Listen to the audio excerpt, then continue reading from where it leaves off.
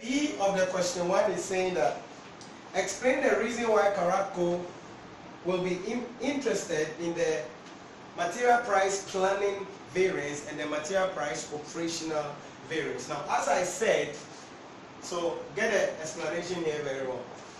Now, the material price planning variance, as I said, it's dependent on the ability, or the organization wants to assess the ability of management to what? Estimate future prices. Okay? That is why it is called planning variance. We want to assess the ability of management or skill of management in estimating future prices. That's the reason why we are interested in that. That's the reason why we are interested in that. Now, sometimes the material price planning variance is uncontrollable. Why? Because they may make an estimate, but there are other conditions that will affect the actual price. So it is an uncontrollable element of the material price variance.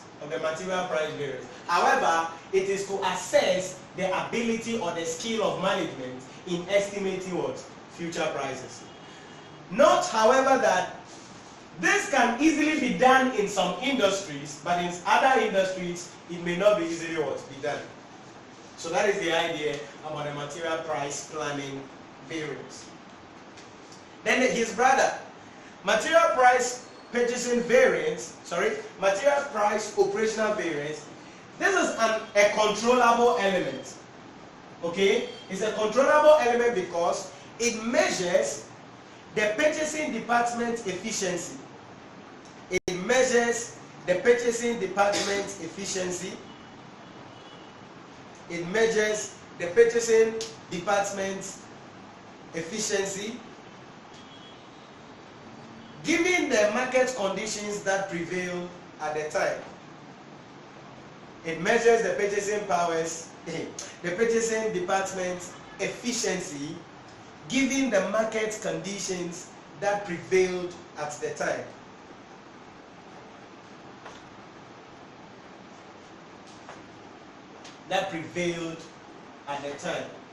So what was the efficiency of the purchasing department? When we were buying, what was their efficiency against the price that prevailed at the time? That is why we said this is what? Controllable. Because here we are talking about their negotiation skill. Here we are talking about the management skill in what? Budgeting. How they can accurately estimate price. But here we are talking about the negotiation skill of the purchasing department. So that if the current market price is $85, now say who got now go to $90, then the but if the current price is 85, then you go and pay 60, it is good. But I know soon make and say it is subject to what? Condition. If it is the same product, the same quality, then no problem. But if it is shoddy products, then there is what? A problem. So this is why Karatco will be interested in the material price planning variance and the material price operation variance. Does it make sense? So that's the answer to that. So let's go to question 5, last one, then we say goodbye. I'll be done in the next 10 minutes or so. Yeah. Question 5 is on transfer, like performance measurement, and it has a transfer pricing concept inside. So let's see how it goes quickly. Question 5a. A manufacturing company, Manco, has 2 divisions. Now I want you to follow me carefully because a lot of statements in the question will help us to solve the question very well. This is transfer pricing. Both divisions take a single standardized product. Division L makes component L, which is supplied both to what? Division M and the external customers. So, very important, there is a division called Division L. They make a product called Product L, and they can sell it to the other division in the company, Division M, and they can also sell to external what? Customers. Okay. Division M makes Product M using 1 unit of component what? L and other materials. Okay, so the second division is division M. They make a product called product M using the component L that division L makes with other materials. So they use component L that division L makes plus other materials in order to make the product or component M. Very important. Then we are told that it then sells completed product M to what? External customers. So it is like it moves from here, it comes here, then they will sell it to the outsiders. But remember, this guy can also sell part of the component L to outside customers. Let's go. To date, division M has always bought component L from division L. So up to now that we are taking this question, we are analyzing this case, division M always buys the component L from division what? M. Very important. The following information is available. So we are giving component L, component M or product M. Selling price respectively 14.96. Direct cost. So you could see component L is only under product M. Do you get that? Because the component L is used by product M. That is why that 40 is only there. Then other costs or other, you see 12 for L, 17 for M, direct labor 6 and 9, variable overheads 12 and 3. Then there is a selling and distribution cost of 4 and what? 1. Let's go. Contribution per unit before fixed cost is how much? 26. Is it 16 or 26?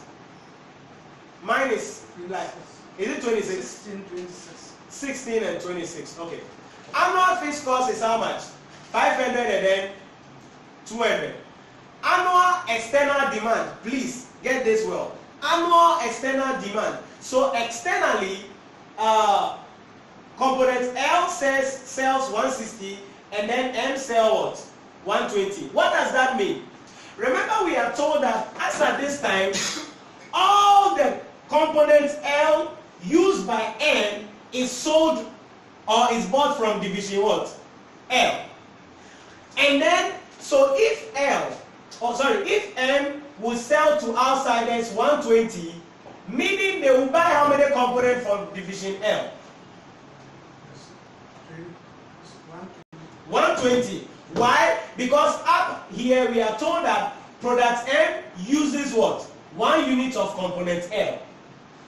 That's why I said this is a performance measurement question. So if we don't read and get the grammar well, understanding the question will be problematic to us.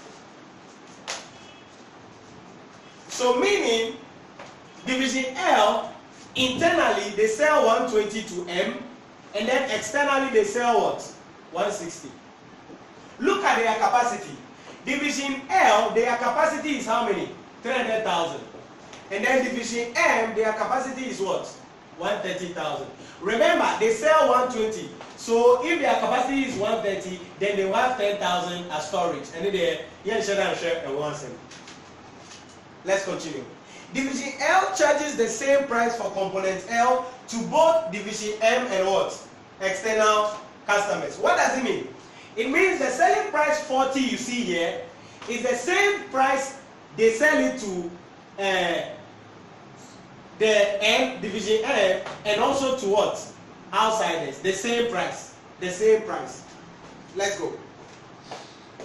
However, it does not incur selling and distribution costs when transferring what? Internally. I hope you get the idea. So the selling and distribution costs now in relation to component L is for the external what? Sales. Because when you are transferring internally, you won't incur any selling and what? Distribution costs. Look at the last paragraph. Division M has just been approached by a new supplier who offered to supply its component L for how much? $37. So look at it. Now you are buying it at 40, but the supplier is giving you an offer that same component L, they will sell it to you at $37. Let's go ahead.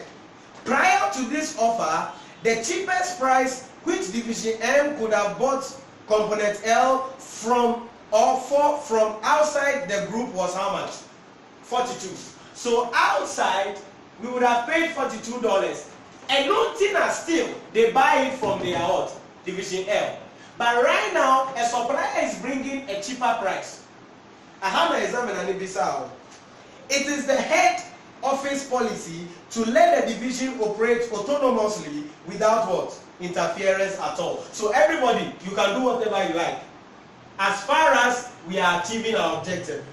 I calculate the incremental profit or loss per component for the group if Division M accepts the new supplier's offer and recommend how many component Division L should sell to Division M if group profits are to be maximized. What do you think the examiner said we should do here?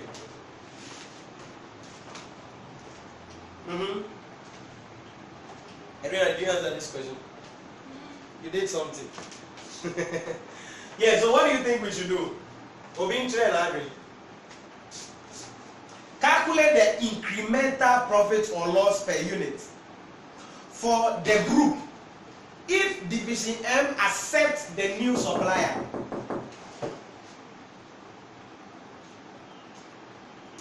And recommend how many components Division L should sell to Division M if the group profits are to be maximized.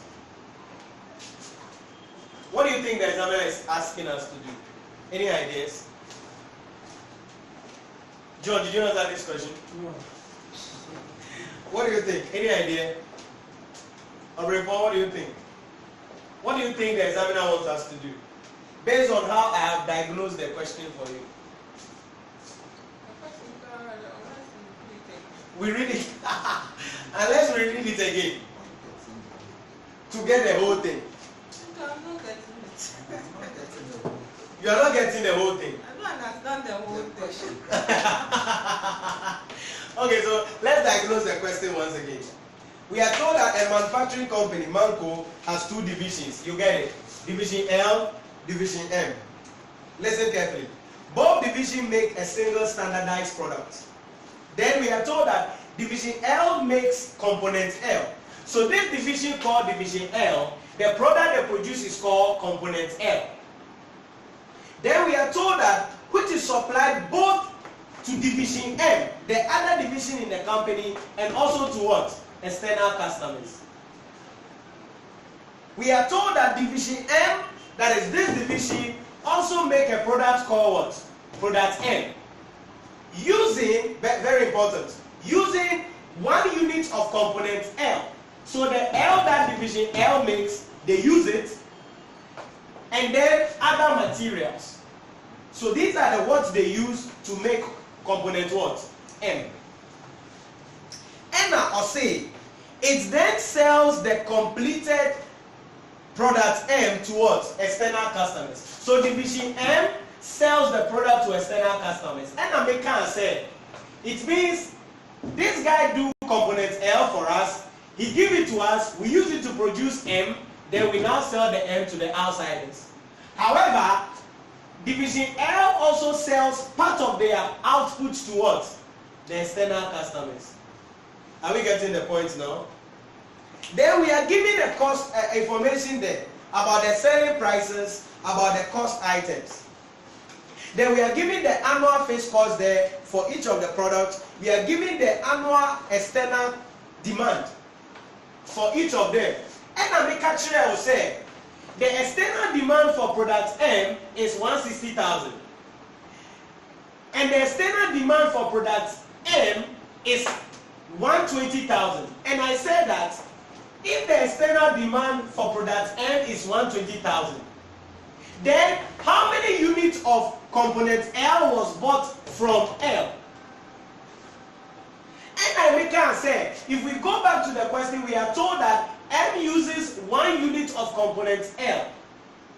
Okay? M uses 1 unit of component L. It is a ton 120 outer. That means a ton I from 120. So the one that division L gives to division M is 120, and then the external is what? 160. And of course, so said, however, it does not incur selling and distribution costs when transferring internally. So if division L is given to M, they don't incur any selling and what? Distribution costs. Meaning the selling and distribution cost you see there, 4 per component, is because of what? The external customers. Then he went ahead to say this. Division M has just been approached by a new supplier. So division M, who buys L from division L at a price of 40 per component, a supplier has come and he wants to give us how much? 37 for that same unit. And the examiner, they said, prior to this offer, no, we could buy it outside at what? 42. And Lutina, and I emphasize that is why they are still buying from what? Division L. Because it is cheaper to buy in-house than to go what? Outside. And the examiner is asking, calculate the incremental profit or loss per unit for the group if division M accepts the new supplier's offer. That's the first part of the question. If they accept the new supplier's offer, what do you think the group's profits per unit is going to be? Yes? What do you think it's going to be? If they are saving our $3, the profit is definitely going to increase. Are you sure about that? If there's other cost, maybe which we are not to. No, we are told because the other cost item are in the question. So, so that means selling and distribution cost if the supplier is no, this selling and distribution cost here is when division L and division M are selling. Okay, and that's what I'm saying. In this case, yeah, if they are now to take from outside, yeah, from a supplier, yeah, that means at 37. At 37. Okay. They will incur selling and distribution cost because it is no longer. No, you are not getting that statement well. The selling and distribution cost, it is division L incurring that cost. Okay, yeah. When they are transferred, when they sell to outsiders. Yes. When they sell. So the selling and distribution cost relates to external. Okay. Right? Okay. Because when you are buying from people, you don't incur selling and distribution. If anything, you incur carriage cost. Okay. So if they are buying from outside, like the supplier is supplying at 37. Yeah. That means they are saving $3. They are saving $3. So how do we then calculate the incremental profit or loss?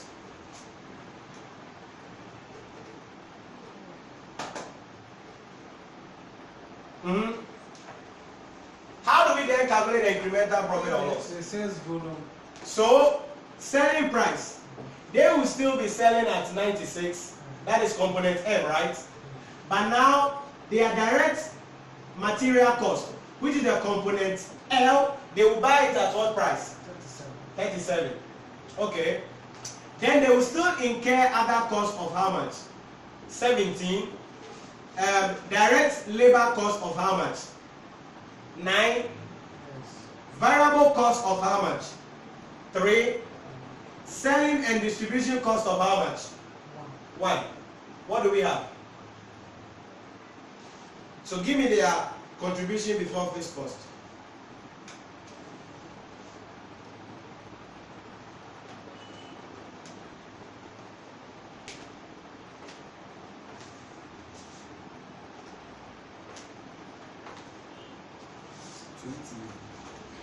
$29. So their profit had increased by what? 3. But you got to be careful here in making the decision. Why is it important? Because the examiner said for the group. For the group means we are not dealing with only what? Division M. So right now, this is division M's contribution per unit before fixed cost. Now, what is component L's contribution per face cost. That one will not change. It will still be at what? 4. Name of, you have to be careful here. So let me work up here. What we say, if they buy from the supplier, meaning division L will now sell only how much? Does it make sense? Because if they buy from outsiders, they will not buy from these people again. So division L will be selling only what? This money. I hope you are getting the idea. So if they are selling this 160, what will be their sales? 160 times 40. What do we get?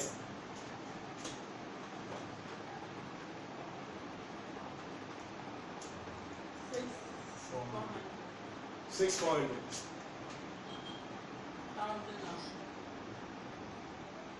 Then what will be their cost? Now let's add all their costs together. Let's add all their costs together. What do we have? Like component L, add the cost together because I want to take all the costs so that I get profits. 24. So 24 times 160,000. What do we have? No, it wouldn't be 24 times 160,000. We got to be careful because what is their capacity? Their capacity is 300,000. Do you know that? So they can produce 300,000, but if they produce the 300,000, they will be selling only what? 160. So, Osha, this decision, will it help the group as a whole? Before I continue with the calculation. If your capacity is 300,000, and now you are selling only 160, because the other division is buying from outside, the group as a whole, will it help us? It will not. It will, if the other products Where? sold outside. If outside sales will increase. No, this is the demand. It's fixed, 160. Nothing can be done. Because when you look at it, how much does division L spend on the component L? How much do they spend? 40. So, incremental cost of the bought in. So look at something. If you check division L, the components making, they incur, aside the selling and distribution, they incur 12 plus 6 plus 8. That will give you what? Plus 2. That will give you what? $20. Are you getting it? So your division in the group incur a cost of $20 to produce something that you are going outside to go and buy at what? 37. Indeed, the incremental cost when you go and buy it outside is how much? $17. Is it good or bad? Taking the group as a whole. Maybe the cost of painting will reduce. The cost of what? If they are not buying again from L, that means L will not produce 300,000. But on a normal circumstance, you have a business and you can produce the thing in-house for $20. Yes. And somebody said he will give you the thing at 37. Will you buy? It's like make or buy. Okay, in this case, to the divisions. No, that is where the examiner emphasized. That's why emphasis of the question is very important. He says, where's my question? It says, for the group. Okay, for the group, the group is good to buy in. Right, so for the group, from group perspective, you are not supposed to what? Buy outside. Meaning that if they decide to buy outside, there's going to be an incremental cost of what? $70 per component, which means the company will actually be making losses. Which means the company will actually be making losses. This is what you got to understand. That's what performance measurement is about. So, Obrofo said me and me call Saito earlier. Ebe how? Montessori for. What's it Brofo? So that is the idea. You said what? What are you angry? Oh, they are buying from here now buying in the ocean. You should have eaten the rice. It's the cost of the rice. Oh. Tell me what you want to know. Tell me what you want to know. I want to understand the whole thing. Oh, so I have, okay. I'm doing that in another 2 minutes. Right. So, if we are taking the group as a whole, Division L has a capacity of 300,000. Now, listen carefully. Division L has a capacity of 300,000. What does it mean? It means it can both supply to the Division M, and they can also sell or meet the demand for the external customers. Because when you add these two, it's actually what? 280. So, Division L can actually do the job. So, from a group perspective, we are incurring an incremental cost of what? 17,000 for buying in what? This 120,000.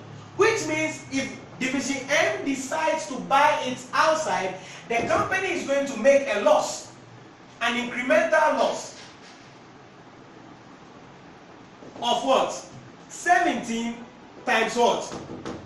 120,000. And that will give us what?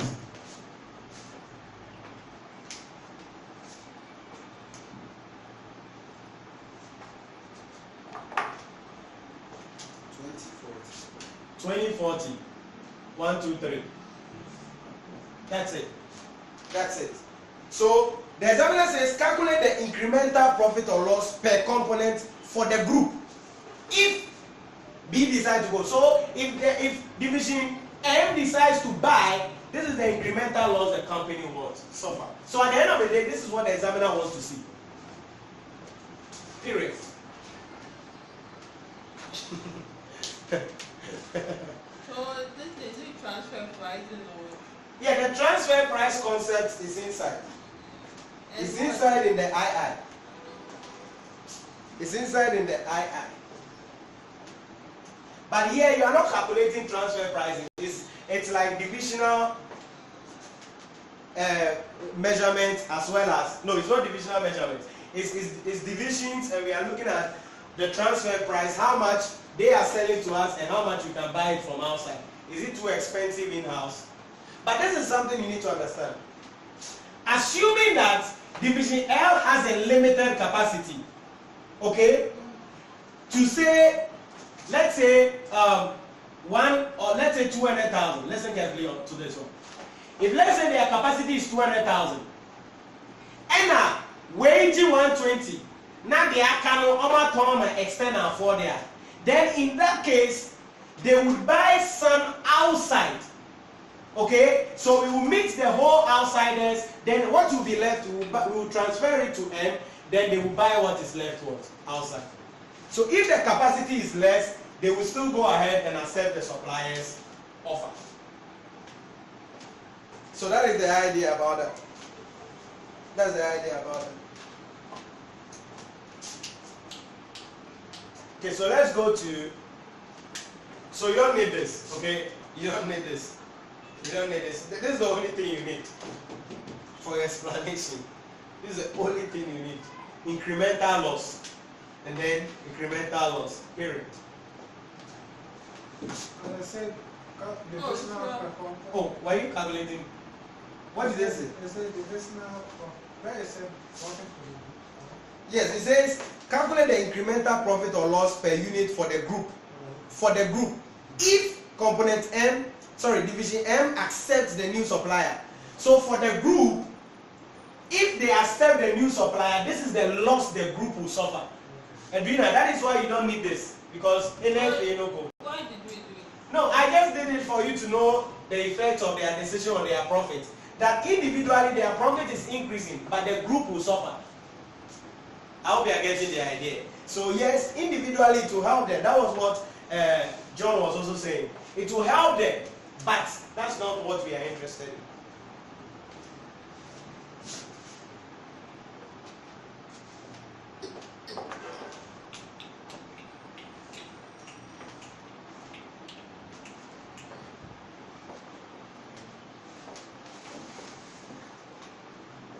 The way this question is, it requires a deeper understanding for you to really understand what's happening in the question.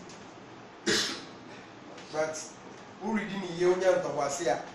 The temptation is in the exam or you won't get the time. Sorry, not that you won't get the time. You won't take the time. The time is there, but you won't take it.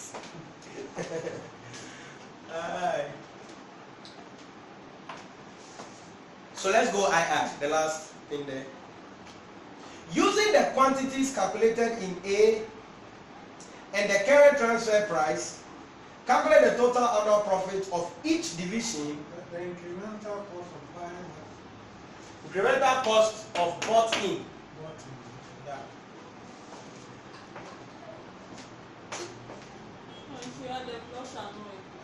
No, you want to charge. Okay. So listen carefully. I said, since division L has 300,000 capacity, it can meet the demand for division M, and it can also meet the demand for what? The external customers.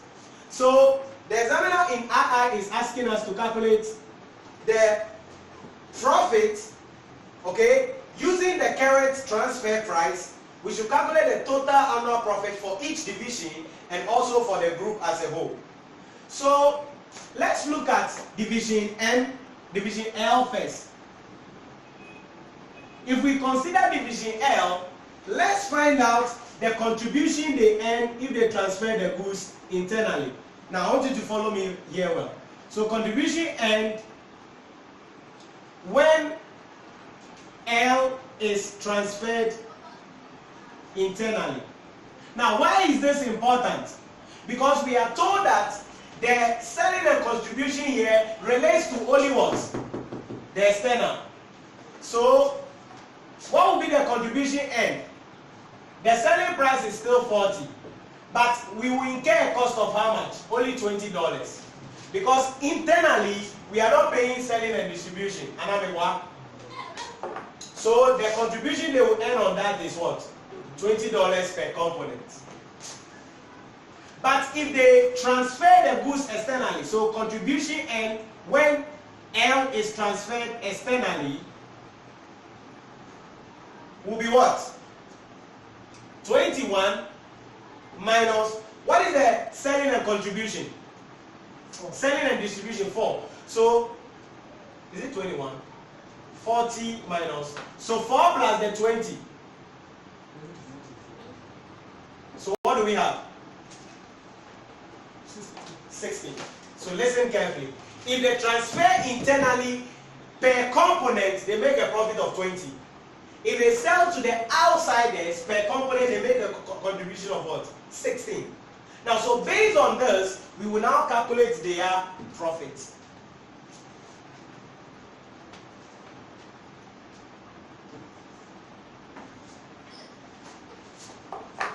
So what will be their profit?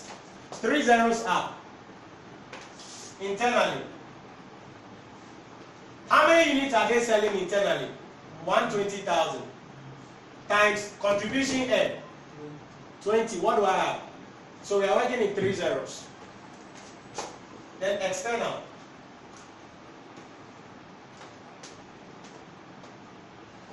What are we getting?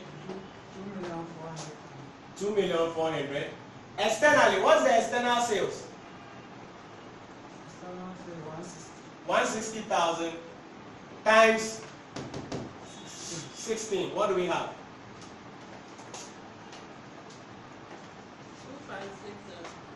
2560. So, what do we have for total sales? 4960. This is actually total contribution. Because these are contribution per component. So these are total contribution. Then we bring fixed cost. What is the fixed cost for component L from the question? 500, right? Yeti free my benyan.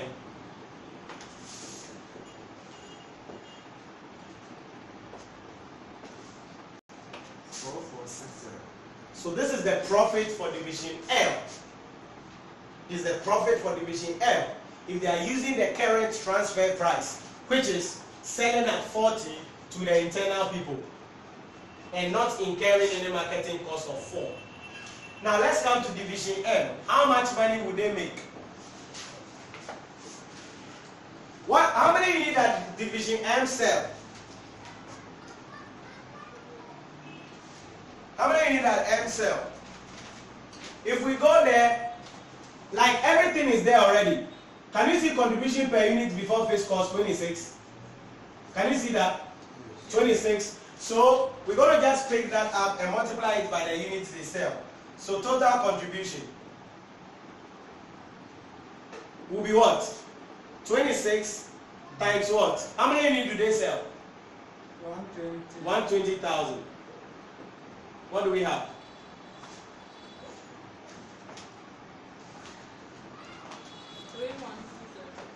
3120. Then fixed cost for division M. How much? 200. So profit for division M.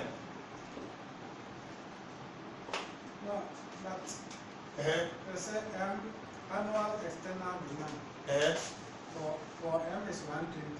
Yeah. But the capacity is 130. Okay. You now you found yourself. I 2920. So listen, the question said we should calculate the total profit, annual profit for each division and as well as for what? The group. So the group will be this plus this. So total group annual profit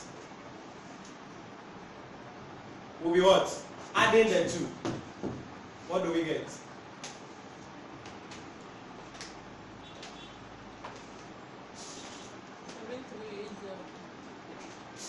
7380. 1, 2, 3. There you go. There you go. So this is the answer to this question. This is the answer to this question. Right, so if you check the question, you realize that there is B and C there. I'm not going to be talking about that. It's a theory area. You can read it on your own. Still the difference between management accountants and financial accountants role in the organization, and then what is the master budget. You should be able to do that, all right? So I'll see you some other time. Now remember, when you are answering the question, when you get to the exam hall, you make sure that the 15 minutes given to you, use it to read through the questions carefully. That's very important. And then decide which questions you can answer best first. Why is this important? I think that one of the questions that will be easy for you to answer best first is the question on absorption costing, activity-based costing, and then marginal costing. Certainly these three guys, two of them are waiting for you in the exam hall. So I think that question, you can answer that one easily, best first. So you click that out. Then, if you have the capacity, depending on your understanding level, you can come to short-term decision making. Certainly there will be a question there, whatever it is, whether relevant costing, limiting factor, break-even analysis, you do that workings as well.